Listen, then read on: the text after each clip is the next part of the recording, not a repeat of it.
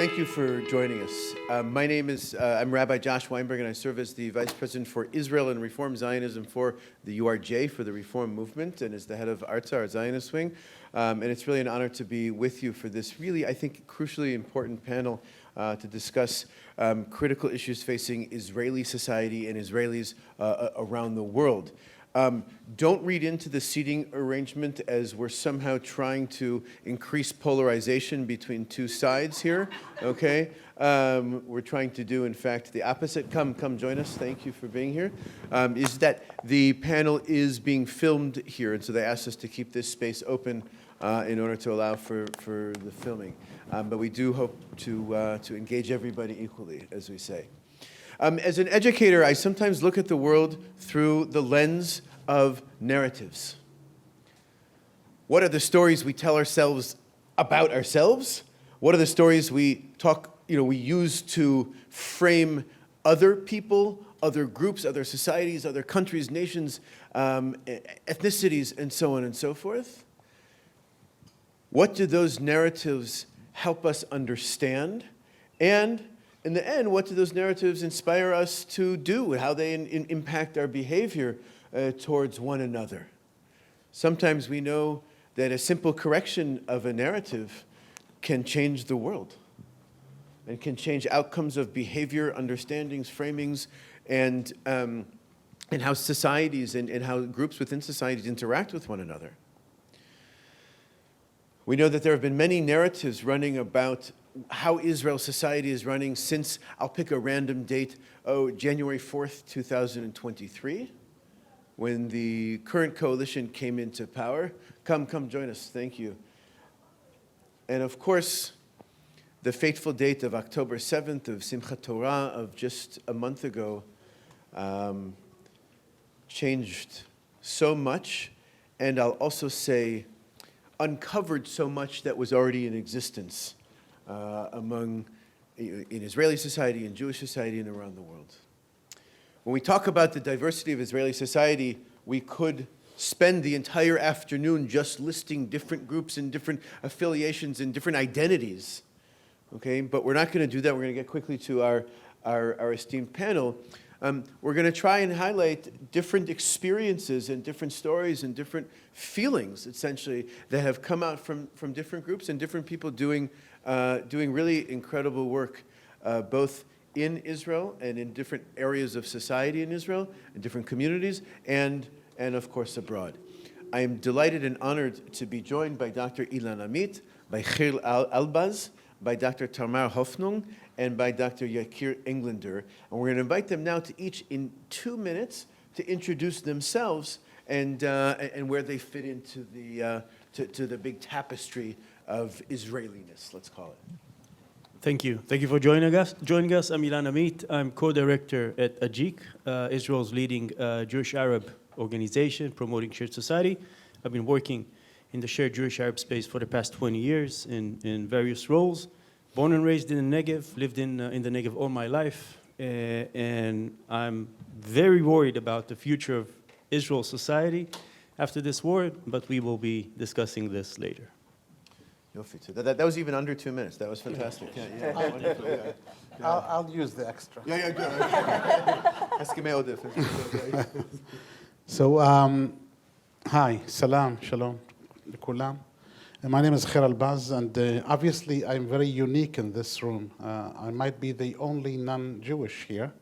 I'm Bedouin. I live in Tel Sheva, which is a Bedouin town 5 miles east of Beersheba. And I came here about a week ago. We landed, Ilan and I were partners. We landed last Monday, and we're leaving tomorrow back home. We came in a very sort of strange time. It wasn't easy to decide coming here, but I think it's not less important to come here in such days than staying there and giving the support.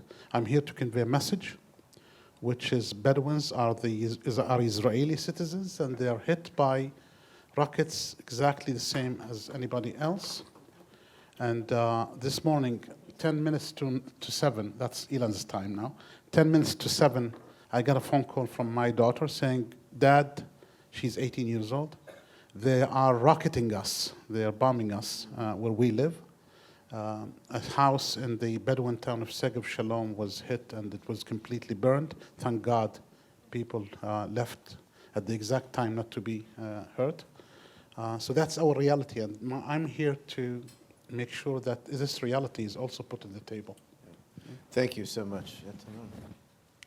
Thank you, and thank you everyone for joining us. My name is Tamar Hofnung. I'm the Israel Institute Fellow at UCLA at the YNS Nazarian Center for Israel Studies, where I teach about Israel and sociology.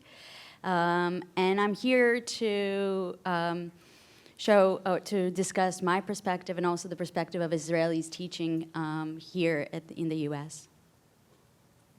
Shalom, everyone. It's a gift to be here with you. My name is Yakir. I grew up in Bnei Brak, in a Hasidic community, in Viznitz, and studied many years in the yeshiva world. I had the gift. When I left the Hasidic community, I was drafted to the military and served for 3 years and then 10 years in reserve, extra 10 years, in the special unit of identifying the dead bodies in the Israeli army. I trained Zaka. I'm working with them in the past 3 weeks, a month now. And then, as a result of that, my friend and mine, we built an interfaith youth movement in Jerusalem, Kids for Peace. So many years of interfaith work. I know very well how to pray in mosque, in different churches, as with synagogues. And in the past 6 years, I've been working with the IAC, the Israeli American Council. I'm the Senior Director of Leadership. So I'm in charge on thinking about the unique roles and what does it mean to be an Israeli American in here. Thank you.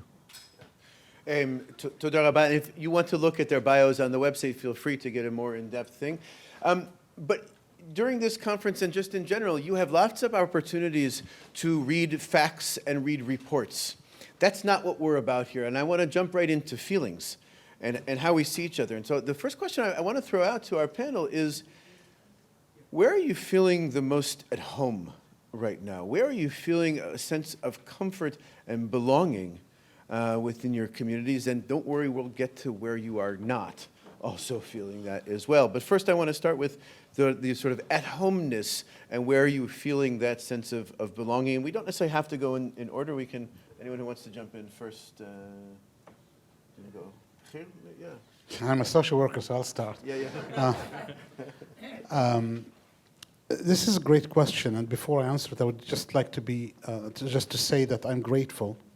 Since I arrived here, the hope and the optimism that I have increased tremendously. It wasn't an easy decision to come as a Bedouin, an Arab Bedouin, and talk to Jewish communities during the worst times that we had ever. And trust me, I'm involved in this for many, many years, and this is the worst time ever that we had to deal with such a horror, such an unbelievably painful situation. So thank you all for allowing me to go through this feeling of being, accepted and listened to. The easiest and the most comfortable place that I feel I would like to be in most of my time is my organization. It's a Jewish Arab organization. We have a mixed staff, about 200 plus staff coming from all over the Israeli society. Jews, Arabs, religious, not religious, new immigrants, Vatikim, and all the different groups of Christian, of course. We have a rabbi now that started last week to work with us. So it's a mixed group that believes in one thing, is to work together towards a better future, to work together for the common good. And that's where I feel the most comfortable being in. And the reason for that is that if I stay home during these times and just closed in my own sort of personal environment, listening to news all the time, I'll be crazy. I mean, this will make me crazy for sure. I think the work that we're doing, and I would say the holy work that we're doing right now, gives me a lot of strength to continue and to do what I'm doing and feel a lot better about it, rather than just sitting at home and feeling, first of all, sorry for myself and bad for myself, and secondly, bad for all the people that are around me. by doing, we are actually increasing our optimism and our hope for a better future. יפה. Sure, I can go ahead. So you have to be careful. So I don't know if many of you have seen, this hasn't, I think, been translated to English yet, but a kind of video emerged yesterday telling the story of Aya Meidan from Kibbutz Be'eri. And Aya Meidan, on the morning of October 7th at 6:15, she went with her bicycle to meet a friend and go on a bike ride. And as she gets out of the kibbutz, she hears the missiles, and her partner texts her, you should come back. Something really bad is going on. And as she cycles back to the kibbutz, she is met by a person named Hisham who works in the kitchen, and he tells her, don't go inside, don't go inside, there's terrorists inside, we have to run away. And they go in, they hide in a bush. And as they hide in the bush, he writes to his family from the Bedouin city of Rahat if they can come rescue them. And they do. They go in their car, 5 of them, and they go and they try to find them. But as they start driving, they get to the place where the festival is. And they see the teenager fleeing for their lives, and they decide that they are going to rescue these teenagers. So they continue writing to Hisham, we'll be there in 5 minutes, we'll be there in 20 minutes, but they're not, because they're rescuing, and they're going back and forth and rescuing the people from the festival. And towards the end, they arrive, and they are able to rescue Hisham and Aya.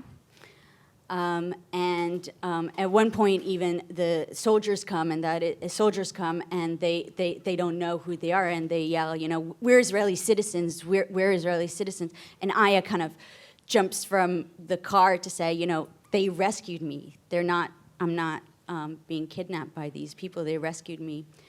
And she gets on a bus that goes to Beersheba. And they call her and they tell her, Aya, come with us to Rahat. We don't want you to be alone.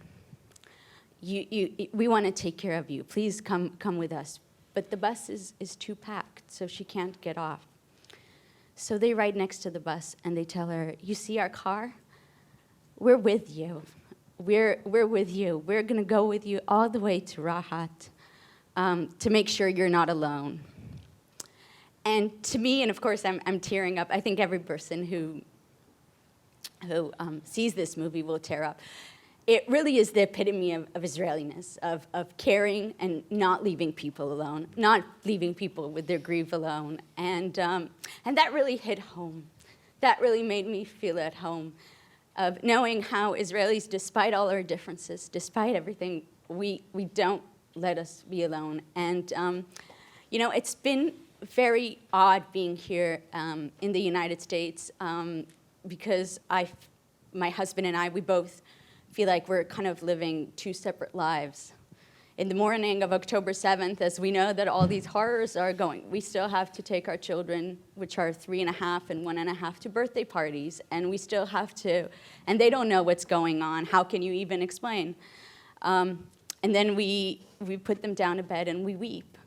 And we ask our friends, and our friends in Israel that have to run to bomb shelters and are having all these horrible experiences, they still write, how are you doing?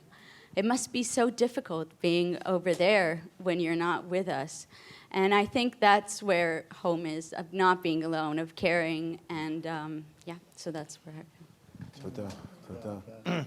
Beautiful story. And just to clarify, Rahat is a Bedouin village just east of Sderot, very, very close to the other kibbutzim and moshavim that we're talking about. Yakir, Ilan? So as someone who grew up in the Hasidic world, one of my friends, he is Rosh Yeshiva He's the head of a yeshiva, and sometimes he's so upset on the ultra-Orthodox world. And once he told me, Yakir, you know what's the issue? What's the problem with the ultra-Orthodox? That children. He said like that. He said we created an amazing community for children. We created a catastrophe community for adults. And he said, what's the difference between them? He said, children need black and white. And it's so wonderful. That's what they need. The world is so chaotic. You need to tell, this is true, this is mistaken. However, adults, they need complexity. And we don't know how to do complexity. Now, for me, I feel at home in places where complexity is invited. It doesn't mean that you don't know to know what truth or what right and what wrong. But I love complexity. This is where I feel at home. So I want to give you like a few anecdotes of where I felt at home in the past weeks. I felt at home when my friends from my unit in the military, where them and Zaka together, they identify the dead bodies, when they call me and I'm walking with them and we try to figure out, and then they said, you know what, Yakir, you're so right.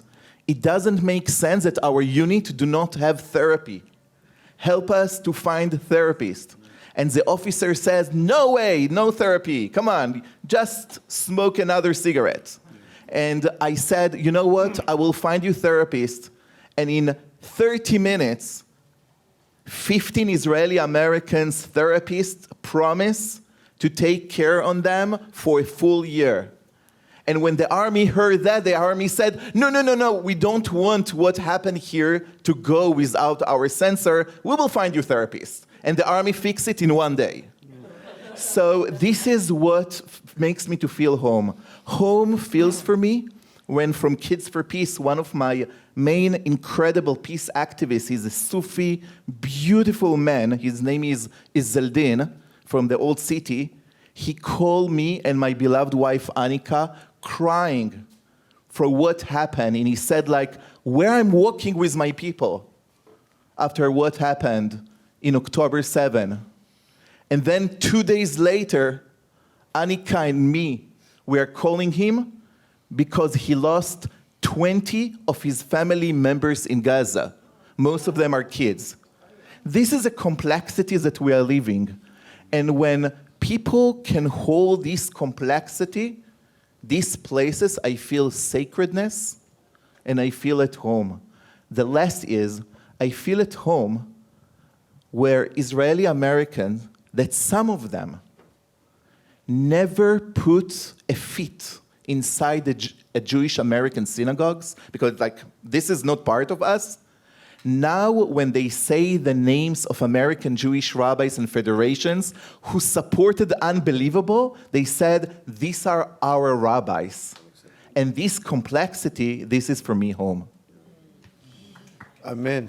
Amen. Thank you. You're asking about where we feel at home, and I think I'm very aware these days of being at home while feeling unsafe, or feeling unsafe while feeling at home at the same time. And I want to give you The question: if safety equals home and home equals safety. That's the question, yeah. And I want to give you an example. I don't know if you've ever been to.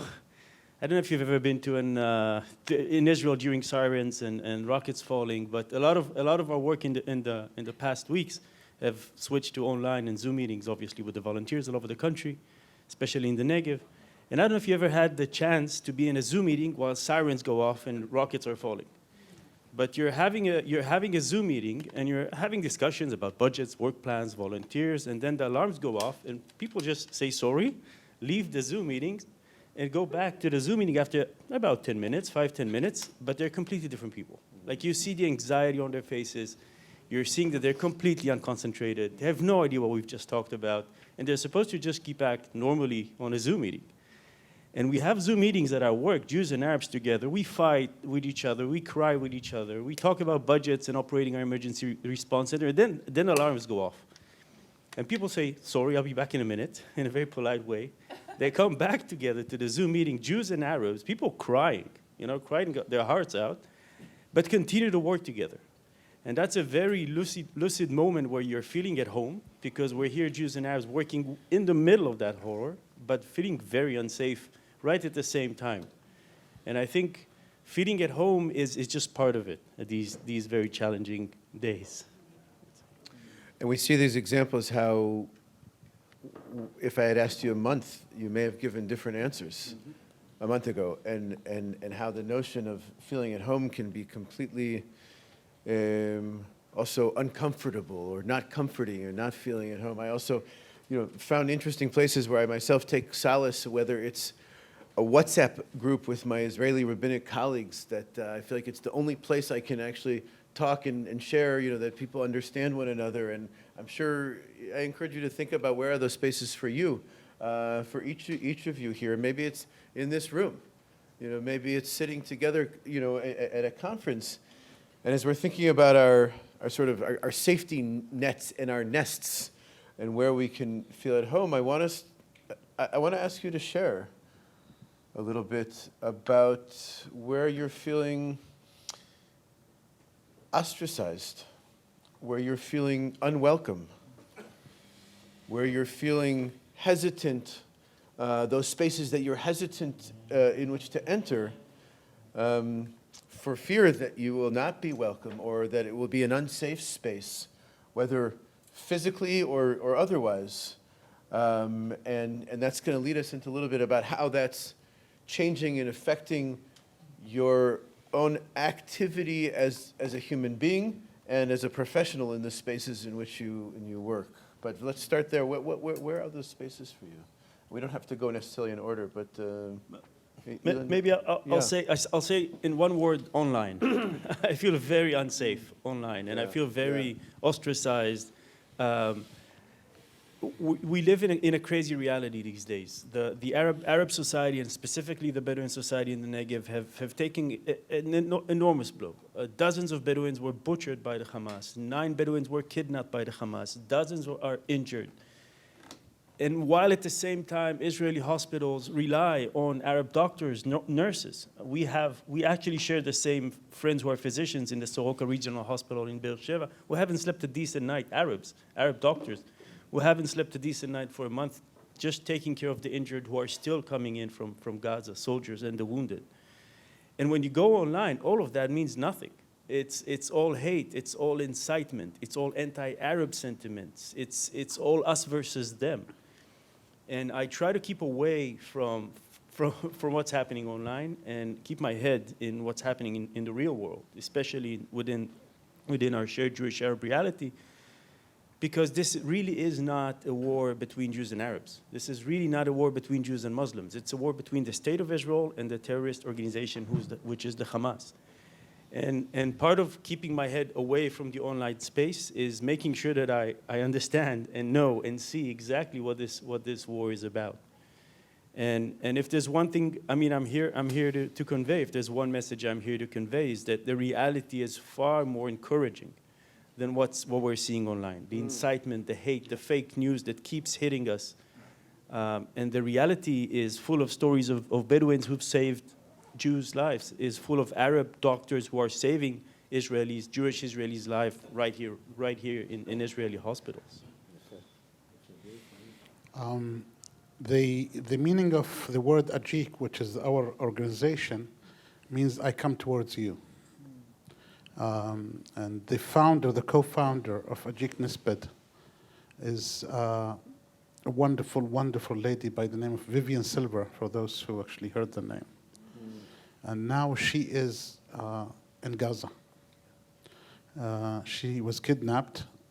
Less than an hour before she was kidnapped, I was communicating with her. We were writing messages, and she said that she is in shelter, and she's feeling scared, and she's hearing some voices outside.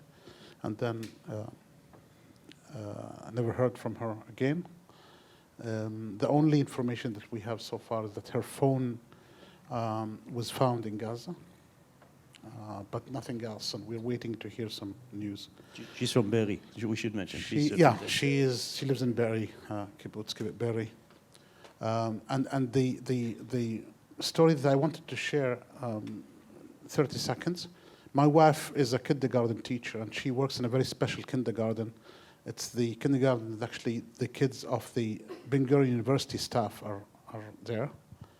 And she called me 3 days ago, and she said, my boss asked me to come back for work, and I'm scared. Again, we're talking about fake news, and we're talking about the gap between the different communities in Israel that is increasing, and the sort of suspicious and everything, all the other feelings that we hear about. And she said, tell me, what to do. I don't know what to do. If I go, I might be, attacked by racists, by extremists. And if I don't go, I might be fired. And for the first time in my life, and I'm a social worker, I was there with no proper answer. What would I tell her to do? If I tell her to, if I suggest to her to go for work, to work, she might be hurt. And it just came, I just realized this is the first time ever that we, as Bedouins, I was born in the area of Beersheba. The only thing that I know and I call home is that area. For the first time in my life, my wife and myself feel unsafe. My daughters, my son, feel unsafe of walking around in Beersheba, which is, for us, it's home. So that's the place that... Can you say just a bit more about that? What is making you feel unsafe? Spell it out for us a little bit. Well, I mean, and I think Ilan started touching on that. Together with the wonderful stories of people helping people, and that's what we're expecting from people, to help people in such, situation. There are many stories of incitement. There are many stories saying that, and especially from very right-wing extremists that are saying, all Muslims are like this, or all Muslims are like that, or Arabs or Bedouins are like this or that. And they don't see the positive stories that we just heard. And we hear a lot of those. But they're blocking these stories, they don't hear them. What they're trying to do is to spread the fake news. And I'll just give you one small example. Yeah. A mayor of one of the Bedouin towns getting a message saying that in the Facebook, there is a group of young Bedouins from his town actually are at the main intersection where the main road is and throwing stones on Jewish cars. And that was 10 p.m. So he instinctively called the police and said, you need to get me a car now with police officers to go and see what's happening there. So they went there and there was nobody. And by the way, it's not just saying that there are kids, but they have also a short video. It's a short video that was taken from another place in the central Israel 3 years ago and was placed. So can you imagine how fragile this kind of situation is? This is a call for young people from the Jewish community nearby. Dimona is just 10 minutes drive from there. For Jewish people to come with their weapons and start shooting people. And this is the kind of reality that we're living in. And for us, for Bedouins now, it's not safe to walk around Beersheba. It's even, for me, it's unimaginable. I mean, I can't even hear myself saying that for us, it's unsafe to walk around Beersheba. So this reality is basically, on the one hand, the minorities are being, they have a feeling of being targeted. And I understand, I mean, my partners are Jewish. And I understand they're suspicious. I mean, when they hear all this news, they also have some concerns and fears. And this reality is so fragile, and that's the reality that we live in right now. Thank you for sharing. Yeah, please. So I want to start actually by reading you, because I translated it. This is part of Ahmed Tibi's speech on the Knesset floor after the events of October 7th. Oh, he is a member of Knesset from one of the Arab parties. And he said the following on the event. He said, "It should be said here and in every place, murder of women, children, and elderly, and the horrific acts carried out against citizens, as those that took place in the south of Israel, should be unequivocally condemned with no hesitation. Human morality has no selectivity. There is nothing as half morality. Murder of children is murder of children. And to me, the fact that this voice has not been clear here in the United States on college campuses, this has been really shocking. And I think for many Israelis that have been, on the left side of the political map, and also work on issues of justice, and this is just shocking. I was just telling, one of the courses I teach is human rights versus national security, and I use slightly relevant. Slightly, yeah. Today, I think. Yeah. And I use hypothetical scenarios as a form of teaching, where I try to engage students with dilemmas that bring together really the tension that we find. And I honestly don't think there is a student who would fail to recognize that if a terrorist now killed one's families, that doesn't entitle that person to rape, burn them alive, or behead them. And yet, when it comes to the innocent citizens of the south of Israel, that wasn't clear. And that is really what, to me, that is what dehumanization looks like.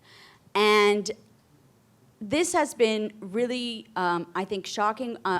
We have been here for 4.5 years, and I love teaching at UCLA. I love my students, and I love the campus. And just having experienced the first time anti-Semitism that I experienced, because in my life, that has been really difficult. But I would say that, my first reaction to this was to kind of crumble and be in my own little. But the more I started to actually go against that urge, then I find out that actually I'm not as ostracized as I thought I was. I think that many of us, it's just so shocking that it's hard for us to react. And the first few days, my husband and I talked about, not that many people wrote to us, and we found that shocking. All our Israeli friends, of course, but not that many people, and we found that really shocking. But I think it was part of the shock, because as time went by, people started coming, and their true color came. And so I think that there is also this that we have to remember, that although we feel ostracized, we also have the power to change that feeling in being in the spaces, in taking and changing the conversation. Thank you. Toda Rabbi, thank you so much. So places where I do not feel at home, and I think we need to make the Hebrew word tshuva, we need to try to really rethink and to make sure that it will not happen again. So I have the gift, I'm living in an intentional community. Like, I'm seriously living in a house with 8 people. It's for people who want to help each other to raise kids, or that they don't want to help to have kids, but they want to help to raise kids. Like, I have 3 babysitters, and it's. Can I move in with you? Oh yeah, everyone who hear that, like, can I move with you? The answer is hell yes. Please join us. However, I live in West Philly. Some of the people in my house are Jews, some are not. But in West Philly, we have a WhatsApp for the whole Jewish community, like it's called like West Philly State or something. And what I was just amazed, is that this group of people are the most chesed people I ever seen outside of Bnei Brak.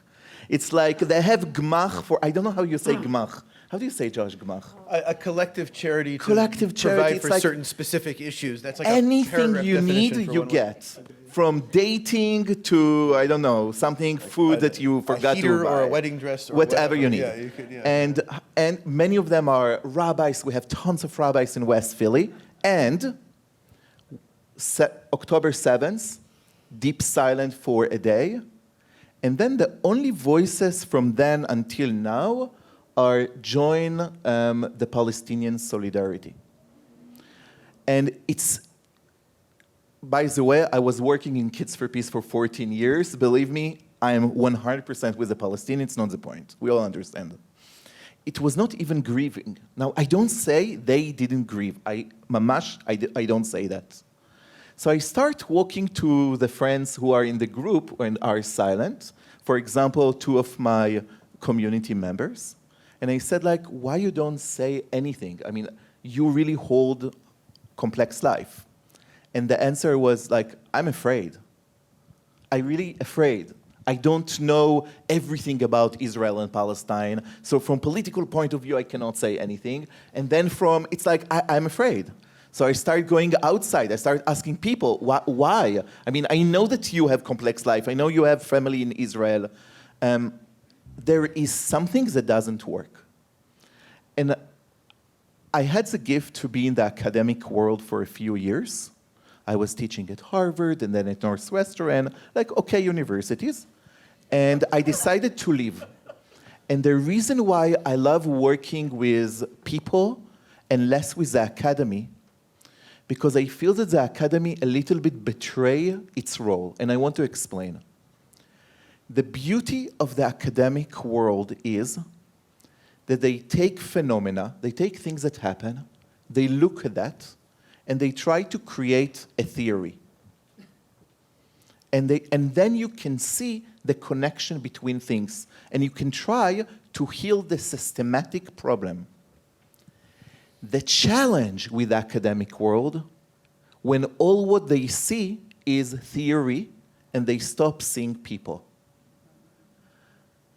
At Northwestern, I was teaching a course about the theology of the conflict. I had the gift of having the president of the students from AIPAC, J Street, and Justice for Palestine in the same kita, the same classroom. It was beautiful. We disagree about nothing. I felt back in the yeshiva. At the end of the course, we agree about nothing. Yeah. Like in the yeshiva. At the end of the course, because I'm a very tough person who was in Kids for Peace for 14 years, I said, it doesn't make sense that we only talk when these kids in Jerusalem, Muslim, Christian, and Jewish kids, are changing their classes. They are standing up for the teacher who said, all Israelis needs to be, and they said, my best friend is Israeli, and they are kicked out from the class, and they know how to do it with nonviolence action. You are not going to leave this class until you do something. And they decided to do an event together, AIPAC, J Street, Justice for Palestine. It happened.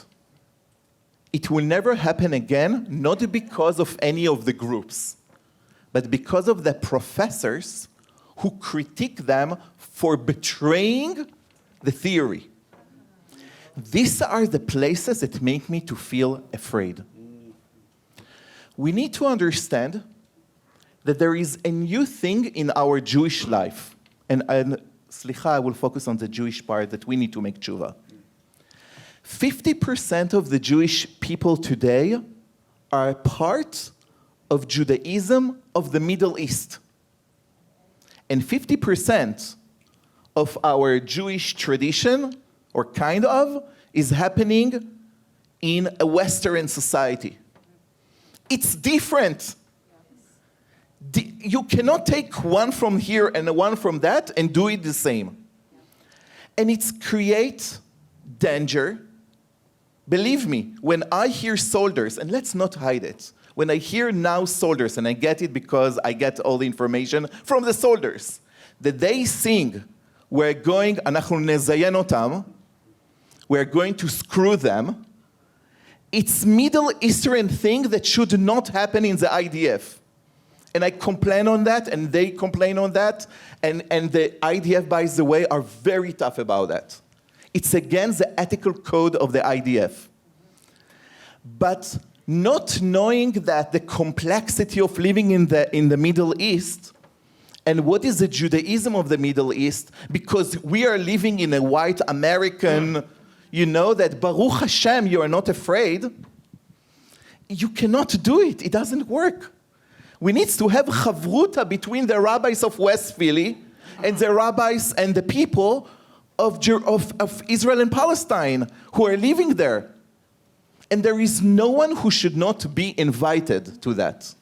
I'm serious. If Kids for Peace can speak with everyone and live with everyone, and it's so hard, we can do it here.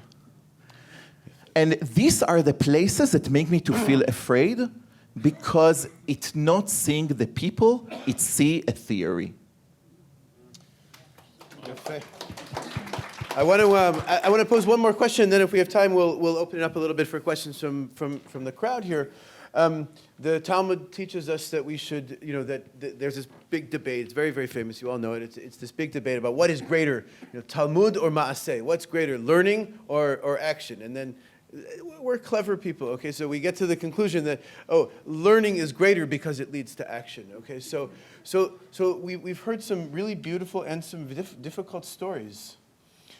And I want to ask each of you, how has this moment or how has this episode in the history of our people and the state of Israel and humanity, essentially, how has that impacted your activity? How has that impacted the action, both maybe either as you as a human being or the organizations and the work in which you find yourselves, and then a little bit about how does that lead to where you're seeing a ray of inspiration, a ray of hope, a ray of light that can be that some of us can take from this session and say, wow, you have to know what's happening here. You have to know what's being done, or how are ways that we can support the work that's taking place here on the ground.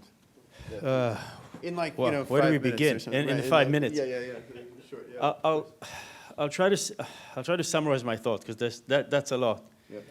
I'll say we're fighting two wars here. There's the physical war with bullets and tanks and bombs and drones, the southwestern front with Gaza, the northern front with Hezbollah. That's one war, and I'm sure that we'll win this war. But there's another war we're a bit ignoring lately, which is the war for the sake of Israeli society and the cohesion of Israeli society. October 7th took Israel in one of its worst moments. After 10 months of demonstrating one against each other, hating one another, Jews versus Arabs, secular versus religious, Bibi velo Bibi, periphery and center, leftists and right wings, one of the worst moments of Israeli society, and then the October 7th atrocities have struck us. And I think that if we have one role in this as a Jewish Arab organization, is serving as a model for how to get out of this stronger. I'm not terrified by whether we will win this war or not. I'm 100% certain we will win the physical war. I trust the security forces. I served the military myself, and I trust the security forces. I'm terrified about the morning after, and about what will happen to Israeli society the morning after we win this war.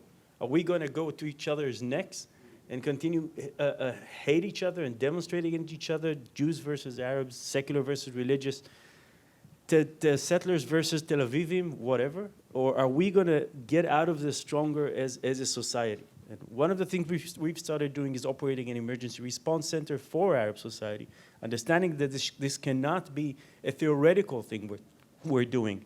It's not about holding more dialogue groups. It's about providing support to the people in need, the families, the villages, the Bedouin villages. That the people who are residing in the Bedouin villages in the Negev don't even run for shelter, because they don't even have bomb shelters. And we're providing mobile bomb shelters. We're operating 2 emergency first aid mental response in Arabic. We're providing food and material support to the people in Arab society who've lost their jobs a month ago, and many other actions. I want to use this opportunity to also thank our partners. The San Francisco Federation, who's been supporting our acts on the ground, and other supporters from the Bay Area. We've been working together to provide support, not only for the sake of the support on the ground for Arab society, but because we want to serve as a model for the rest of the Israeli society for the way forward after this war. Excellent. And in addition to this, we're coming from the same organization, I would say that our main challenge now, and this is, by the way, this is not a right-wing, left-wing politics issue. It's not Arabs or Jews issue. It's all the people living in the Negev are Israeli citizens. So the major challenge that we are faced with right now is, first of all, how to deal with this increasing gap between the two communities, the lack of trust between the two communities, the damages that are created by, by all the fake news and the media. So our next step is how to deal with bridging between the two communities and creating this shared society. And one way of doing that is to start working on a plan how to achieve the goals. Anger and fear is not a work plan. You need to translate it to a work plan. And we started today the first campaign, media campaign, that we actually started was released. And we're hoping that for the next coming months, we will have a lot more actions, and we need how to increase this trust, and we need as many partners as possible to do so. It's not an easy job. The civil society organizations have a great responsibility in dealing with that. And we need as many partners as possible to do so. And that's why we're here. That's why we're Can I just ask you, when you say a media plan, just give us an example of something that's First of all, to coming out, dealing with fake news, you would have to have professionals sit down and working on how to change perceptions and how to teach people how to look at the information selectively and know what's fake and what's real. And that's a professional work that needs to be done. Yeah. We need to get all the best minds in Israel that know how to deal with these situations and organize them in working groups to be able to reach as many people as possible. The next step, and we started that before the war, we need to now scaling it up, is to find ways where people from cities and towns can start creating a shared space, working together for the sake of dealing better with these situations.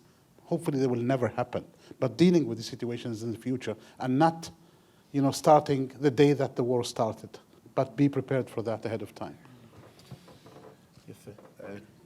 Tamar, Yakir? And Yakir, maybe say something about the IAC. That is exactly what I'm going to do. So there's so much what to do, but I want to focus on one thing. There is a beautiful theory that calls the 5 languages of love, right? And I think in the past months, American Jews, and I will focus on liberal American Jews, you have done unbelievable work to show Israelis how much you love them by gifts and by act of service. Israel military have everything because of you and because of the amazing Israeli Americans who are helping. My work with the IAC's Israeli American Council is to make sure that the Israelis, and I think the Israeli Americans who are in the room and at all, this is our work now, is to make sure that Israelis show American Jews the 3 other languages of love. If in the past to say in Israel, reformi, it's a curse, to say reformi, to say Rabbi Angela, to say Rabbi Sharon Brous, you need to go and kiss their feet.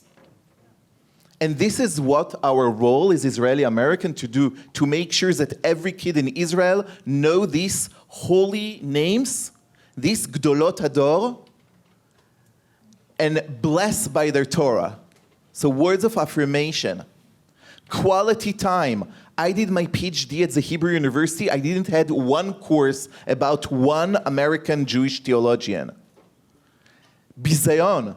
It needs to end right now. We need to study your Torah. The Israeli American community, we are blessed by your Torah. And my role is to make sure that we are going inside your synagogues and we are blessed with you and by you. And the last one is physical touch. And I think Israelis are really good at that. And we need to make, sometimes too much.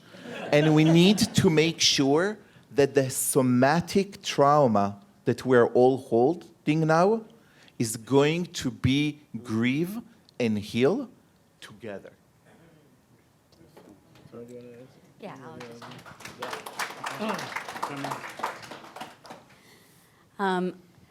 So for me, the last month really has been really devoted to trying and supporting my students.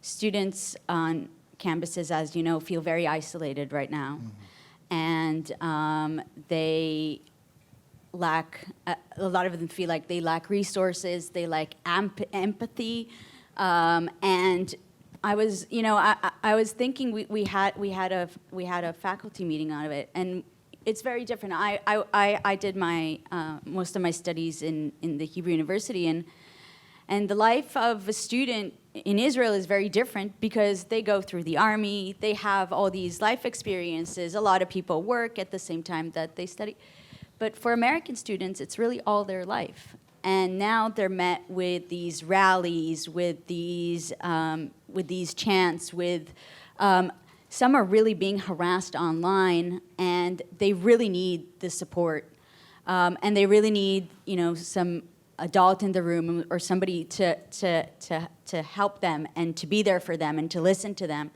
and I hope we could all do that for our youth, because this has been a very isolating moment for many, unfortunately, and this is very difficult because we're grieving, and not only are we grieving, we're supposed to also defend ourselves at the same time, and there's kind of no time to in between, and we have to do these things simultaneously.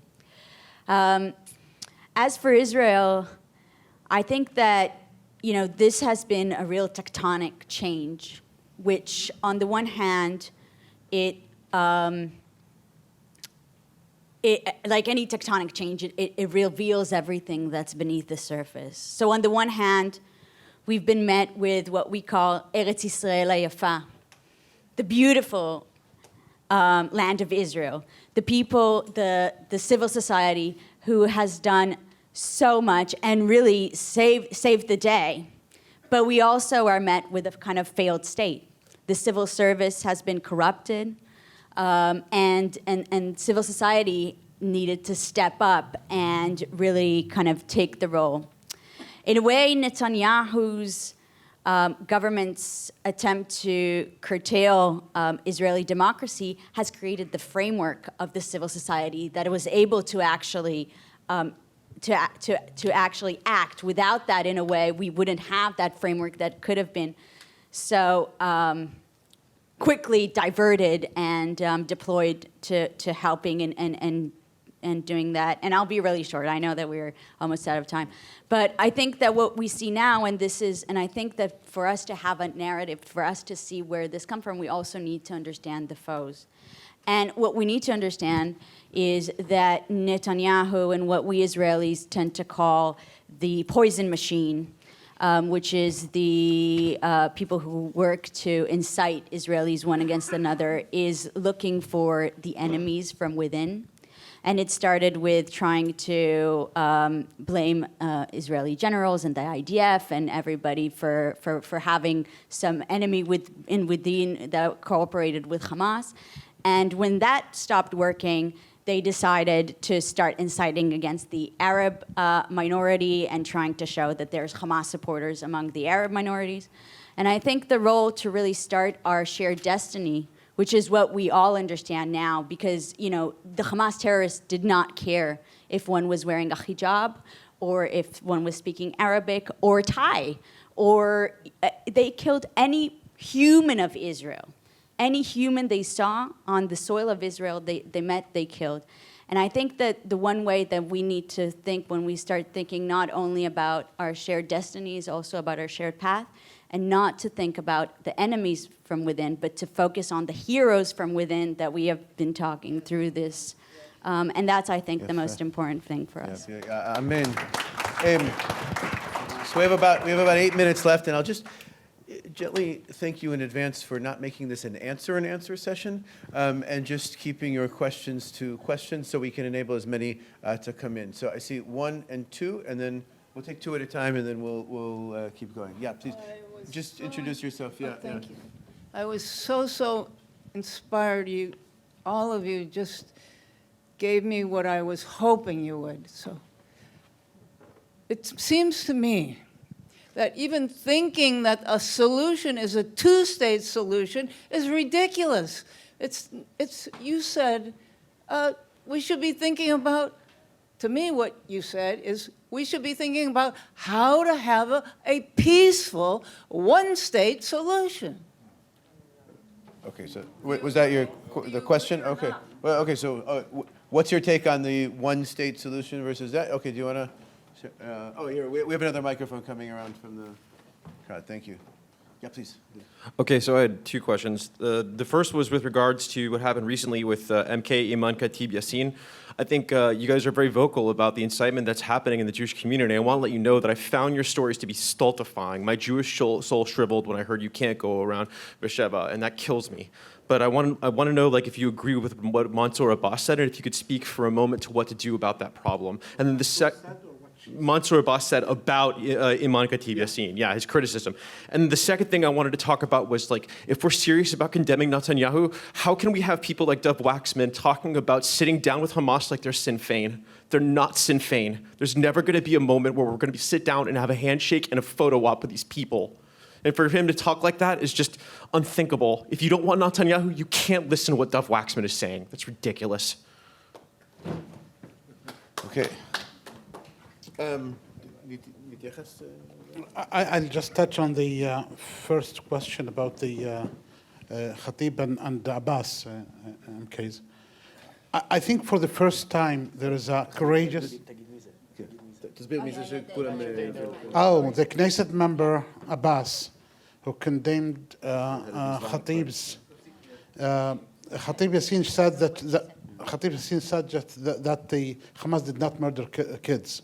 And then the head of her party, political party, Abbas, who is actually heading the Islamic movement, said that she does not represent what they think, and he condemned her speech. And I think this is the first time that there are courageous leaders on the Arab parties that are willing to stand there and say exactly what they think without hesitating. It was a clear message that they are against what happened on October 7th. And I think that's something that we need to encourage and to have more of. And trust me, I'm coming from these communities. It's not an easy thing to do. To go against your community, it's not an easy thing to do. Like it's not easy for me to be here and during these times, it's exactly for him. I mean, to say that he is against exactly what she said, I think we need to have more of those. Yeah. We want to say something about one state, two state, three state. You know, what do we? 3 states. Within 30 seconds, that's good luck. I would say that my personal views is that we actually, I do support the two-state solution. Yes, I do. Sorry, it's, yeah, these days. So, I think that in the political reality that we are living in currently, I don't see a one-state solution. That being said, I do think that as we saw, and I think, Kher, you can talk about it more, a lot of Israel does have 20% of Israel's citizens are Arab or Palestinian Israeli. And I think that a lot of them have also changed their identification after what happened. And I think that, I just, let me rephrase it. As you said, to start thinking about this in 1 minute, that's too difficult to address it. But I think that the only way that we can start striving a real future together is first to have that each group will feel that they have a home. There are different ways of doing that. Some talk about having a confederation. There are different ways and views of how that would be done. But I don't, and a confederation might be one of the things that should be thought of. But I'm not sure that a one-state solution is viable at this point. I want to say something very short about the one state, two states, or whatever. I think this is not the question that should be interested for this audience, and I will tell you why. In Kids for Peace, what I've learned, that the question is not what will be the solution, but what will be the relationship between the groups when the question will arrive. Will they trust each other? Do they have enough dignity? And what's happening? And this is our responsibility. It's catastrophe what's happening now with Gaza and the catastrophe of October 7th. But what happened now in the West Bank these days, and our voice that it's not named that, we are putting the seeds for the next one. And this is our responsibility. What's happening in the South, it's our responsibility. What's happening in Jerusalem, it's our responsibility. So, and what's happening between the Jewish American community and the Israeli American community and the Israelis, this is definitely our responsibility. So let's do it. If I'm going to ask for more questions from this side that we haven't, yeah, please. Coming. Thanks for your very smart, erudite words. I have an easier question than the two-state solution question. I'm very involved in Israeli civic society or civil society, and one thing that's always lacking is like the lack of coalition building or intersectionality. Use whatever words you want to use. Is there any hopeful, optimistic future for, let's say, Mizrahi women and Haredi women getting together for cheaper housing, or like coalition building, like using the conflict for coalition building for the future to strengthen Israeli civil society? Sort of a community organizing model to... Yeah, so think about like Shatil or other civil society building organizations and sort of using that, and like whether around gender or religious affiliation or minority affiliation, just to help all the peripheral and other communities. Okay, we'll take one more question from this side. Yeah, please. There's a... Sorry, thank you, sir. Back in the back. The blue shirt, yeah. Thank you for your comments and insights. Something that occurs to me is important to understand. In 2014 and 2021, there were provocations and responses by Israel into Gaza that were profound. In this instance, in 2023, the provocations were the most horrific ever. In the prior provocations in response, there was barely muted support for the Palestinians. They're powerless and invisible. In this response, the world has come out in droves. I think I have a sense of why I believe there's a big difference here, but understanding that difference, I would suggest, is very important at this juncture. And I'm interested in if you perceive that to be the case, that now there is a greater response for Palestinians than in the past. I'd be interested in your understanding as to why that might be presently. I'll answer. I'll try to answer your question. The answer is yes, definitely, and the numbers speak for themselves. About 2 decades ago, there were barely any Arab citizens involved in higher academic, in higher education systems, in the Israeli labor market, definitely in the medical system. Arab society, which is 20% of the population, composes over 40% of the medical systems in Israel. The numbers speak for themselves. For that, we need stronger collaboration with the state. For that, we need the government that will be willing to accept that call for collaboration by Arab society, bottom up. We are, as an NGO, as civil society, responding to those needs for collaborations in different areas for the past 2 decades, in higher education, within the school system, in the medical system, in business and labor, employment development in Arab local authorities. Kher mentioned before, one of the things we're working on, and I think that's maybe one solution, maybe one area we should be focusing on more, is between neighboring Jewish and Arab towns. Even if the government, the state authorities, state ministries are less willing now, and I'm being choosing my words very, very carefully, are less willing to look at such collaborations and to promote such collaborations, the municipal level is very willing and able. And we work with that level of government very closely as a civil society and together with our partners, promoting such collaborations and enabling Arab society to take that active step into Israeli society.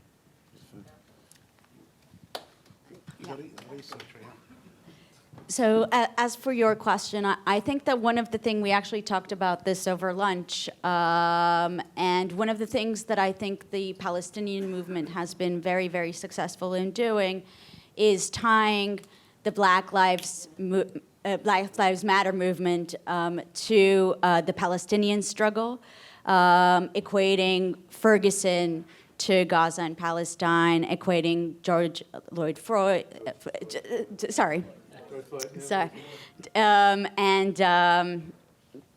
and the Palestinians in Gaza. We've seen that also, right, in some of the speeches, right? The Cornell professor who notoriously said that watching this was exhilarating and energizing. When he discussed that, he said, I watched the change of the monopoly of power and now I can breathe.